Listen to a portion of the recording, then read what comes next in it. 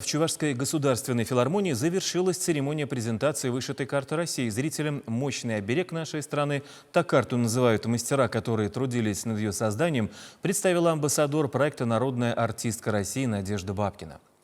Торжественную церемонию посетили депутаты Госдумы России вместе с руководителем региона. Не отказались от приглашения приехать в Чувашию и вышивальщицы из Якутии и Марел, которые создавали фрагменты полотна. Карту в лучах софитов представили на сцене филармонии. Труды мастеров были вознаграждены громкими аплодисментами. Вышитая карта России – это уникальный проект, который через декоративно-прикладное искусство подчеркивает многообразие и единство народов нашей страны. Чебоксарцам и гостям столицы полотно продемонстрирует в День России на Красной площади. Правда, в электронном виде. Дело в том, что уже сегодня вышитую карту страны отправят на Петербургский международный экономический форум, который стартует на следующей неделе.